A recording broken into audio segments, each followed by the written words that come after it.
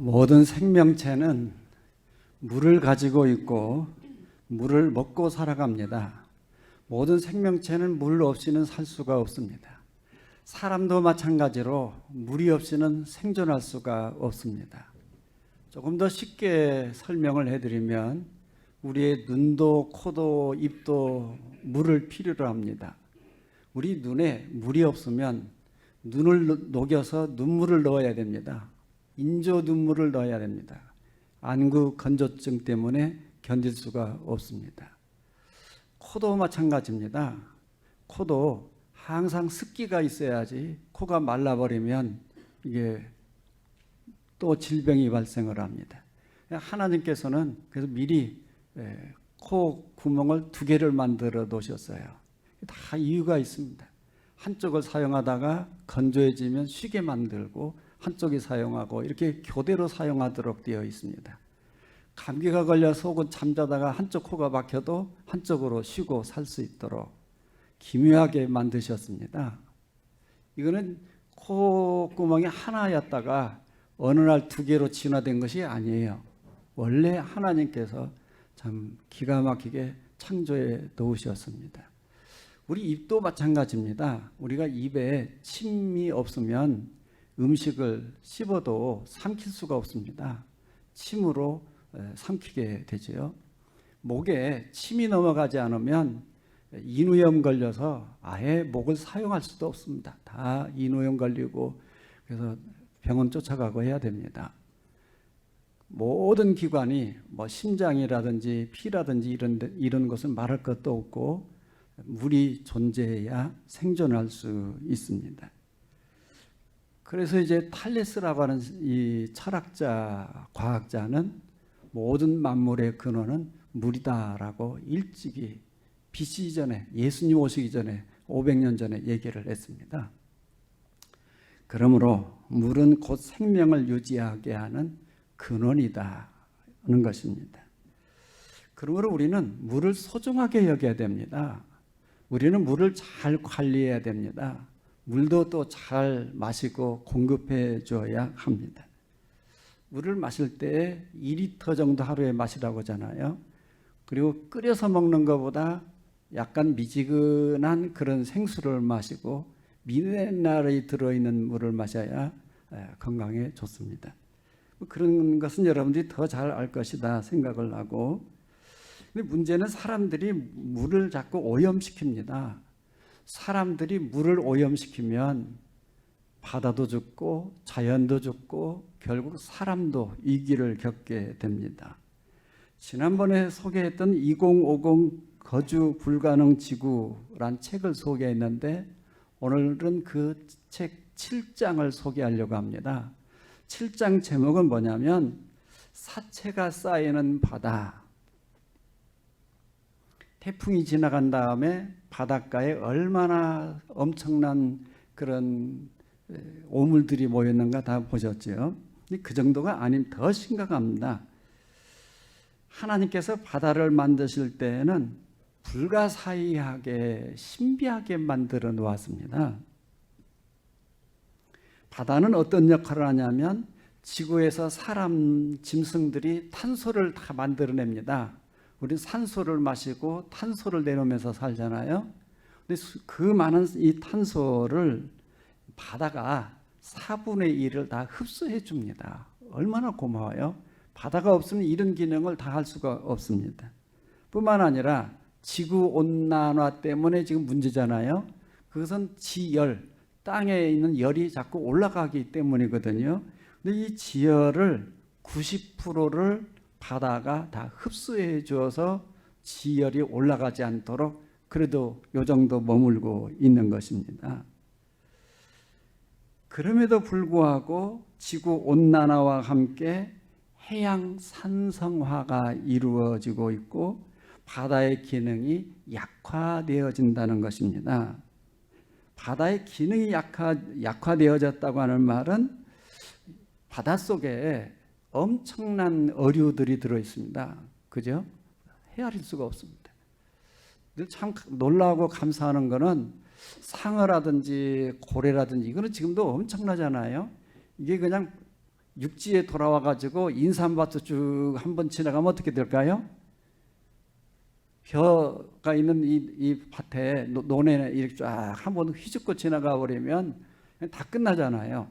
하나님은 너는 그런 것은 올라오지 마라. 그리고 아예 그냥 바닷속에서 살게 했습니다. 바닷속에 사는 어류와 민물 속에서 사는 어류가 다릅니다. 이 수압이 다르기 때문에 바다에 사는 것은 바다에 살아야 되고 민물에 사는 물고기는 민물에 살아야 됩니다. 이게 이제 혼용돼서 왔다 갔다 하는 것도 있기는 있습니다만 거의 다 그렇습니다. 근데 이 어류의 개체가 10년 동안 32%가 감소되었습니다. 이거는 굉장히 충격이어야 됩니다, 여러분. 어류의 32% 개체가 지금 소멸됐다는 것은 10년 동안 그렇게 없어졌으면 20년, 30년 뒤에는 어떻게 될까요? 여러분 같이 만져보지도 못할 거고 먹어보지도 못할 거예요. 그게 인류의 위기입니다.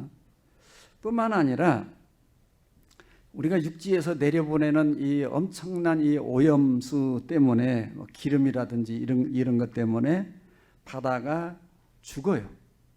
바다가 죽고 산소가 없는 지역입니다. 죽은 바다. 그래서 이거를 죽었다고 하는 말을 데드란 말을 써요. 그래서 바다 데드존이 400군데 정도 생겼다는 거예요.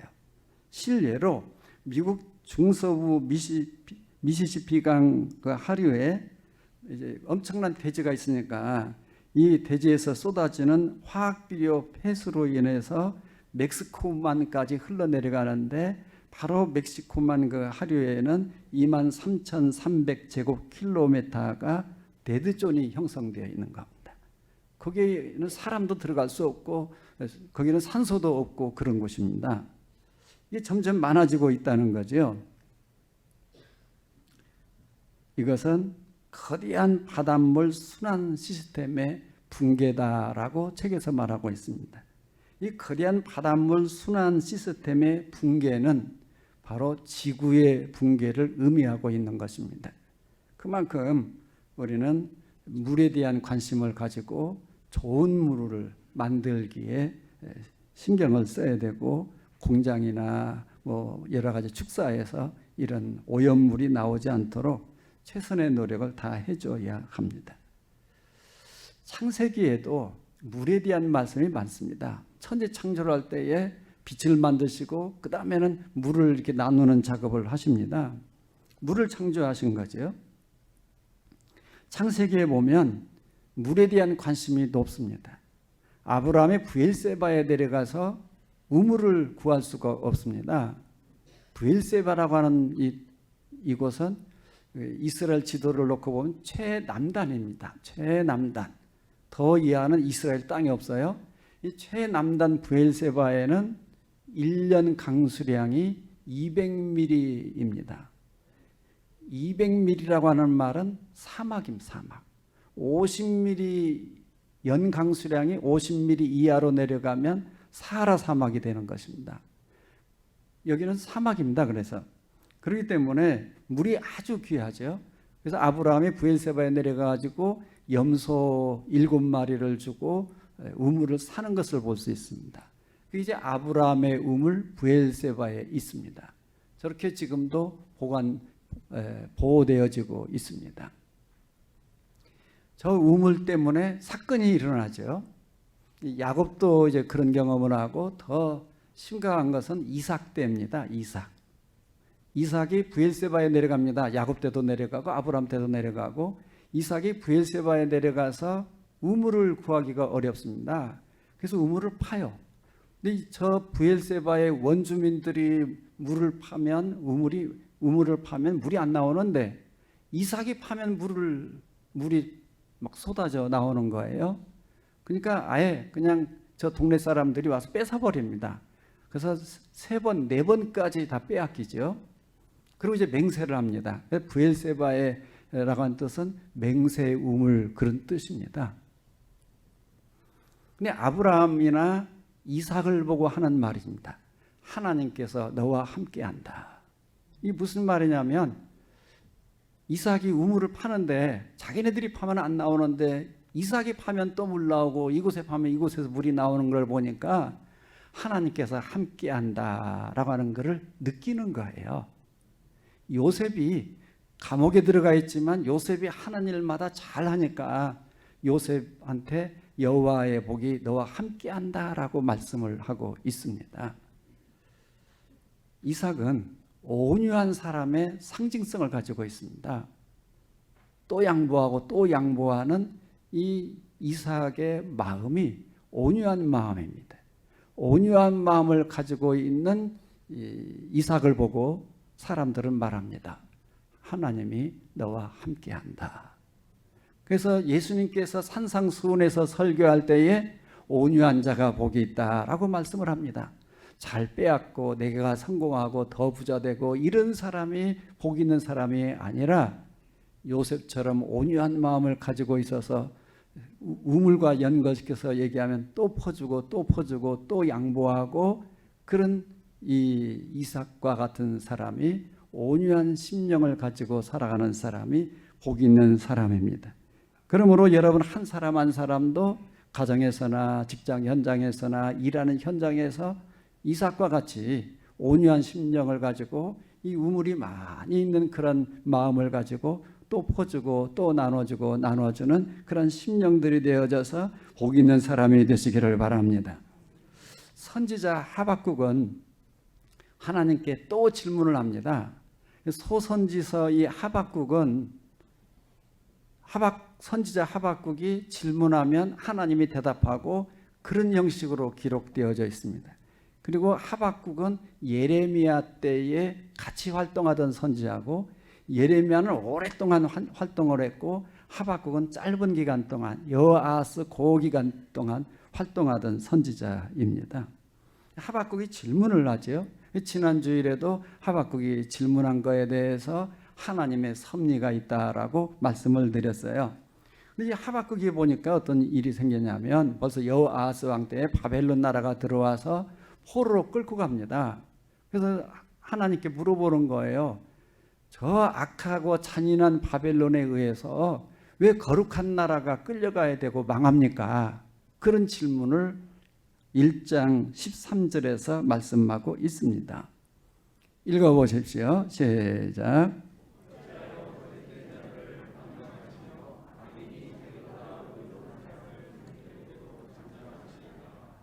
14절 말씀에 보면 어부들이 그물을 던져서 고기를 그냥 포획해 가는 거잖아요. 포획해 가듯이 어찌 바벨론 사람들이 거룩한 백성 하나님 백성을 이렇게 끌고 가게 합니까? 그 말입니다. 저게 14절.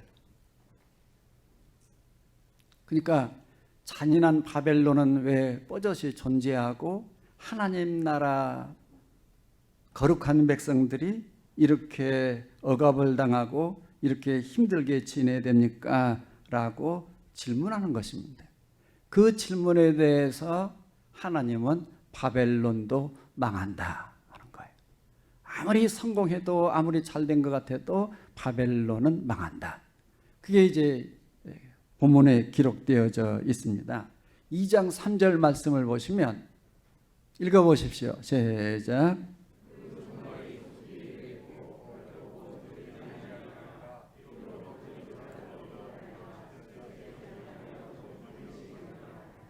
그 종말은 어떤 종말이냐면 바벨론이 멸망하는 종말을 말씀하고 있습니다. 근데 조금 더딘다고 할지라도 좀 기다려라. 그러나 하나님의 약속하신 것은 지체되지 아니하고 반드시 이루어진다. 서두르지 말고 기다려라 말씀하고 있습니다. 신앙은 어쩌면 하나님의 역사를 기다리는 것입니다. 선지자 예레미야는 바벨론주의자라고 오해를 받았습니다.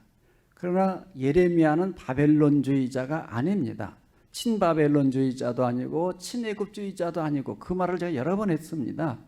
그럼 뭐냐? 하나님 중심으로 살아가는 사람. 우리 그리스도인들도 다 그래야 돼요. 한쪽으로 치우쳐서 극보수냐 극진보냐 이런 거 아니고요. 하나님 중심으로. 예레미야 51장을 보면 바벨론이 망한다라고 하는 것을 1절에서부터 그냥 뭐 6절에도 18절에도 48절에도 58절에도 계속 뭐 65절까지 있을 겁니다. 전부 다 바벨론 망한다 하는 거예요. 58절 말씀을 보겠습니다.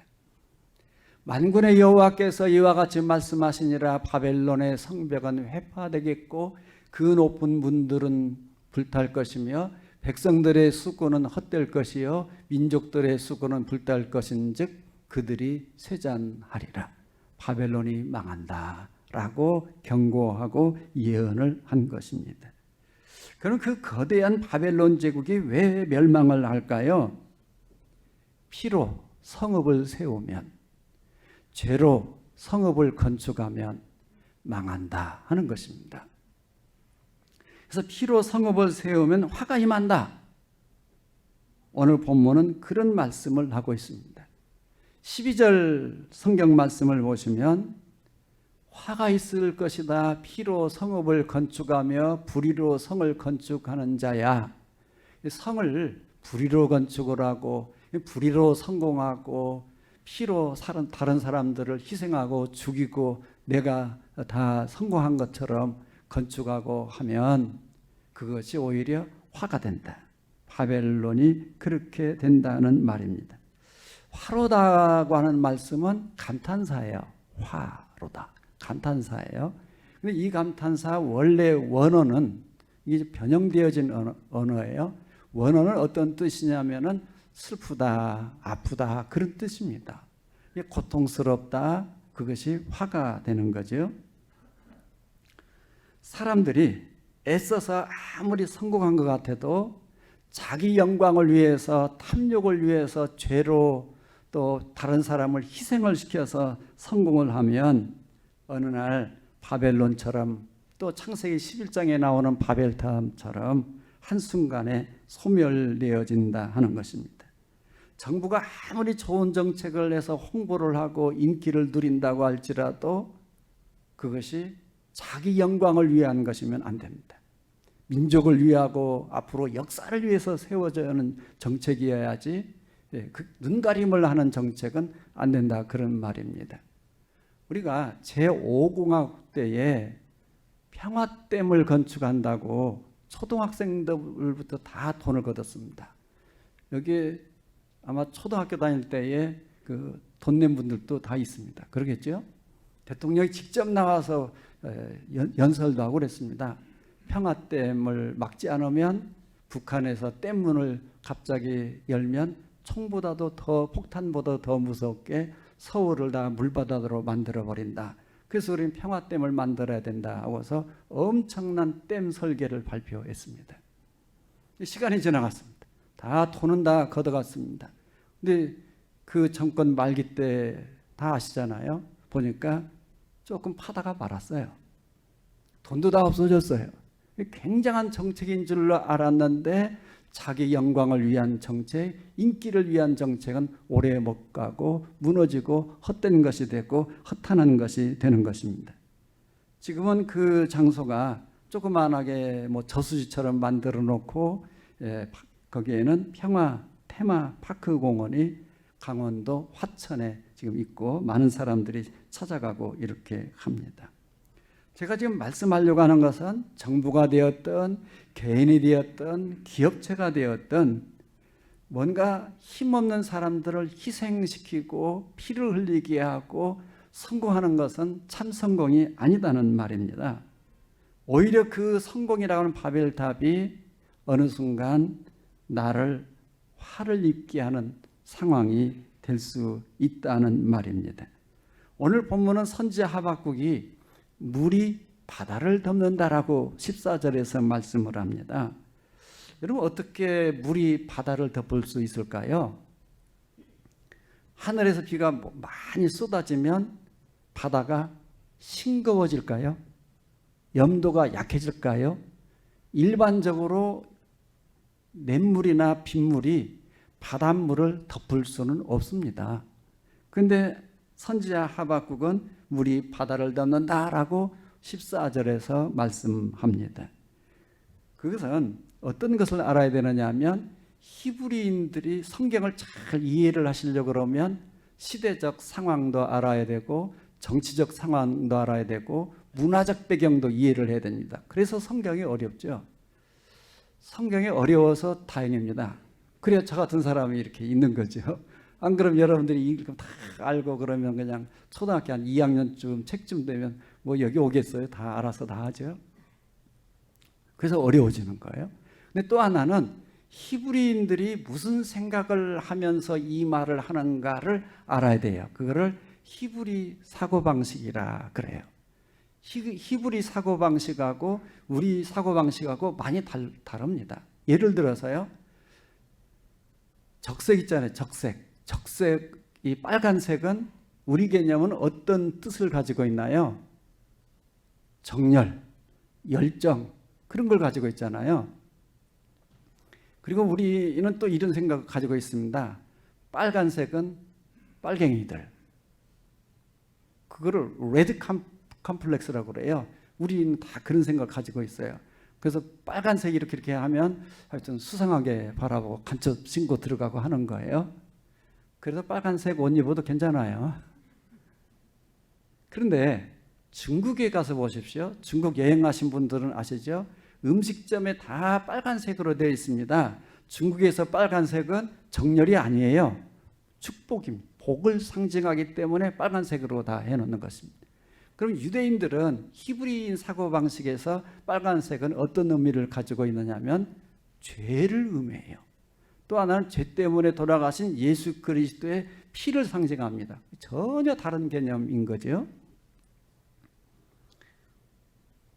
유대인들에게 있어서 비, 흐르는 물, 샘물, 강물은 하나님의 은혜를 상징합니다. 그러면 바다는 무엇일까요? 바다에 나가면 사람들이 죽어요. 바다에는 괴물이 있다고 생각을 했고 바다에는 사람들을 죽게 하는 괴물이 있다고 생각을 해서 이 바다는 죽음을 상징하고 공포를 상징하고 괴물을 상징하는 것입니다. 오늘 본문 말씀은 하박국 2장 14절에서 물이 바다를 덮는다. 이사야 선지자도 그렇게 말씀을 했습니다. 이사야 11장 9절 말씀해 보면 제가 읽어보겠습니다. 이는 물이 바다를 덮음같이 여호와를 아는 지식이 세상에 충만할 것입니다. 오늘 본문은 가득할 것입니다 그랬는데 이사야 선지자는 충만할 것임이니라 라고 말씀합니다. 하박국 선지자보다는 이사야 선지자가 시기적으로 훨씬 더 빠릅니다. 그러면 물이 바다를 덮는다고 하는 말은 과학적으로 자연적으로 얘기하는 것이 아닙니다. 히브리인 사고방식에 의해서 말한 거예요. 쉽게 말하면 하나님의 은혜가 공포나 바다와 같은 쓸모없는 괴물의 세상을 이긴다는 말입니다. 하나님의 은혜가 바벨론을 이기고 하나님의 은혜가 어두운 세상을 이긴다고 하는 말씀입니다. 그래서 유대인들은 하나님의 은혜가 흐르는 곳을 찾아가요. 우리는 좀 비가 와야 되는 때에도 비가 오면 아이고 오늘 비가 올라나 봐 별로 안 좋네 그런 마음으로 우산을 챙깁니다. 유대인들은 비가 내리면 우산 안 챙기고 비 맞고 기뻐서 돌아다닙니다. 브엘세바를 상상해 보십시오. 얼마나 비를 기다리겠는가. 그래서 유대인들은 이 비 흐르는 물 흐르는 강을 그렇게 좋아하기 때문에 흐르는 물을 좋아합니다. 사도 바울이 세계 2차 전도행을 할 때에 마게도냐 지역에 들어갑니다. 마게도냐 지역에 들어가서 첫 번째 큰 성읍이 뭐였느냐면 빌립보 성입니다. 빌립보 성에 들어가니까 회당이 없습니다. 이제 주일이 되었습니다. 안식일이 되어도 어떻게 대책이 없습니다. 사도 바울이 물 흐르는 강가를 찾아갑니다. 물 흐르는 강가에 가서 이제 여자들을 만나고 세례를 주고 돌아오죠. 그럼 무슨 의미를 가지고 있느냐 하면 사도 바울은 하나님의 은혜가 흐르는 곳을 찾아갔다고 하는 말입니다. 오늘 여기 우리가 영적 메시지가 좀 있어야 됩니다.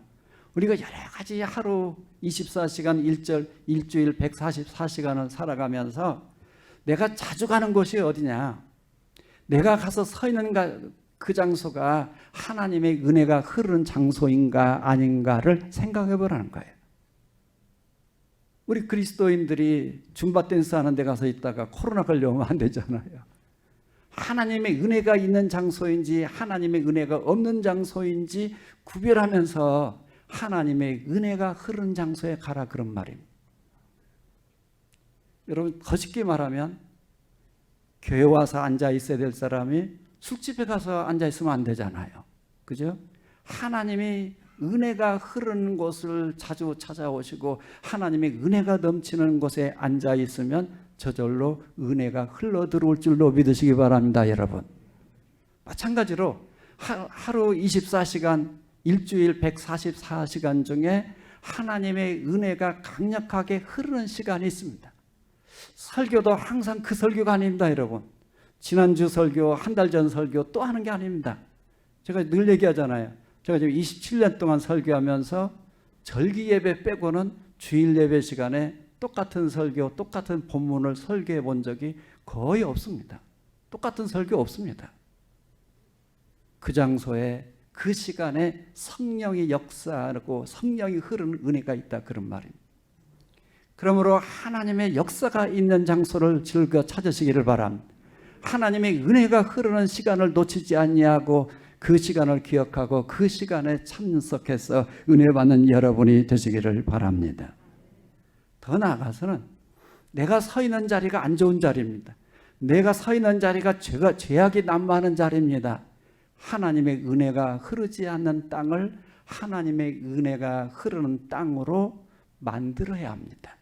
그것이 우리의 사명입니다. 금산 땅에 예수 믿는 사람들이 10%밖에 되지 않습니다. 우리나라에 지금 35%, 40% 믿는 지역도 있습니다. 그럼 우리가 어떻게 되느냐, 그걸 원망하고 있을 것이 아니라, 그 지역으로 이사가는 것이 아니라 내가 앞장서서 은혜가 흐른 땅으로 만들어야 된다, 그런 말입니다. 가정도 마찬가지입니다, 여러분. 여러분 가정에 은혜가 없어요? 은혜가, 결혼해서 은혜가 없는 가정에 왔어요? 근데 여러분들이 헌신하고 노력하고 기도하고 하나님께 매어 달려서 은혜가 넘치는 가정으로 만들어야 된다, 그런 말입니다. 그때 여러분의 권위가 살아나게 되고, 그때 여러분의 자녀들이 그래 우리 엄마 말 잘 들어야 돼, 그래 우리 부인 얘기 잘 들어야 돼, 이렇게 가야 되는 것입니다. 그런데 시간이 흘러갈수록 아이고 뭐 우리 어머니 헛것교회 다니는 것 같아, 뭐 하나님도 없는 것 같아, 그러면 문제다, 그런 말이에요. 여러분 때문에 여러분이 머물고 있는 장소, 직장이나 사회나 가정이 은혜가 넘치는 땅으로 바꾸는 사명을 잘 감당하기를 바랍니다. 백영심이라고 하는 간호사가 있습니다. 1990년도에 간호학과를 1등, 2등으로 놓치지 않고 공부를 잘하고 학교를 졸업을 하고 고려대학교 부속병원의 간호사로 일을 했습니다. 1993년도에 의료 선교팀에 들어가서 봉사를 하고 와서 나도 선교사로 나가야 되겠다 해서 그때부터 영어 공부를 시작을 했고 선교사로 케냐로 나갔습니다. 그래도 케냐에는 병원도 있고 조금 그래도 사람이 살 수 있는 것 같아서 말라위로 들어갔습니다. 말라위는 그때 당시에 병원이 없었다고 그럽니다. 종합병원이. 그래서 이 말라위에 들어가서 말라위 수도가 릴롱게인데 여기에서 하루에, 의사가 아니잖아요, 지금 간호사인데 100명씩 환자들을 돌보고 치료를 하고 헌신을 했습니다. 30년이 지났습니다. 자기가 다니던 교회 청년들이 그때 당시에 36만 원씩 후원을 해서 그 후원비만 받고 파송을 했습니다. 파송을 나가가지고 36만으로 참 힘들잖아요. 자기도 먹을 것이 없어서 그냥 하루에 바나나 몇 개 먹고 지날 때도 많이 있었다고 그래요. 그렇게 30년 동안 헌신을 하더니 이 릴롱게에 대양누가 종합병원을 세웠고 간호대학을 설립을 했습니다. 그래서 이 말라위의 나이팅게일이라고 불려지고 있습니다. 말라위의 이 나이팅게일, 이 백영심 간호사는 우리나라에서 지금 불러가지고 얼마 전에 상을 주었습니다. 호암상이라고. 그래서 2020년도 호암상을 받아서 뉴스에 인터넷에 다 돌아다니고 있습니다. 사진을 보여드릴까 했는데 요즘 뭐 초상권 침해 그래서 안 보여드렸어요. 근데 지금 이분이 이제 지금 상을 받으러 왔는데 옷을 입었는데 1달러짜리 1,000원짜리 옷을 입고 나타났습니다. 30년 그런 사람들만 살피다 보니까 상을 받으러 온 사람이 1달러짜리 1,000원짜리 그 옷을 입고 나타나서 뉴스에 신문에 소개되고 있습니다. 이 백영심 간호사가 30년 동안 일을 했더니 병원이 없던 땅에 병원이 세워졌고 간호대학이 세워졌습니다. 백영심 이 선교사는 하나님의 은혜가 흐르지 않는 땅을 하나님의 은혜가 흘러 넘치는 땅으로 바꾸는 사명자였습니다. 이제는 여러분의 가정을 위해서 누가 해야 될까요? 여러분의 이 금산 땅을 위해서 누가 해야 될까요? 우리 모두 한 사람 한 사람이 이 막중한 사명을 감당하기를 바랍니다. 시간이 많이 갔는데 오래간만에 유머하고 마치겠습니다. 유머 찾아내기가 어려워요. 어느 목사님 안 보내줘가지고 유머가 없어요 요즘. 좋은 유머 있으면 저한테 보내주세요. 좋은 유머를 제가 찾아냈습니다. 어젯밤에. 어느 재판법정에서 신문을 하는, 그런 물어보고 대답하고 신문하는 시간입니다. 근데 그때에 한 아주머니 가방 속에서 와이리존노 핸드폰이 울렸습니다. 법정이 깜짝 놀랐습니다. 당장 안 꺼. 그러겠죠. 그게 이제 이 옆에 있는 남편이 핸드폰을 꺼냈습니다. 핸드폰을 꺼내니까 소리가 어떻게 되겠어요? 더 커져가지고 와이리존노. 그러니까 이 법정에서 끄란 말 안 들려 하는 거예요. 그때 이제 이 아저씨가 말한, 우리 부인 건데 내 핸드폰이 아니라 어떻게 끌 줄을 모르겠어요. 그잖아요. 이게 남 핸드폰 만지기 어렵습니다. 그러니까 그럼 당장 나가. 그래서 이제 뛰어나가서 핸드폰을 들고, 똑같은 이제 비슷한 상황입니다. 교회 예배당입니다. 예배당에서 한 집사님의 가방에서 와이리존노 계속 울립니다. 이게 참 당황스러운 순간이지요. 근데 이 꺼낼 줄도 모르고 이제 이러고 계속 소리가 나요. 그때 목사님이 뭐라고 얘기했을까요? 어서 아멘 하세요. 우리가 아주 난처한 상황인데 이렇게 부드럽게 웃으면서 넘어가게 만드는 것도 지혜고 슬기다, 그런 말입니다. 여러분, 지친 사람이 물을 마시면 새 힘을 얻습니다. 교회에서 세례를 통해서 물을 부어주면서 너는 그리스도인이다, 거듭난 사람이다 라고, 너는 교인이라고 선언을 해줍니다. 여러분 꼭 그래서 세례도 받으셔야 됩니다. 성경에 보면 귀신을 쫓아내죠. 예수님이 귀신아 떠나가라. 그러니까 나는 물 없는 곳으로 보내주세요. 그럼 제가 질문을 하겠습니다. 왜 마귀가 예수님한테 물 없는 곳으로 보내주세요 그랬을까요? 1번, 이 귀신이 수영을 못해서. 2번, 자기보다 물귀신이 더 세서. 3번, 이 귀신은 등산을 더 좋아해서. 4번, 하나님의 은혜가 넘치는 강물이 싫어서. 몇 번이에요? 기도하겠습니다.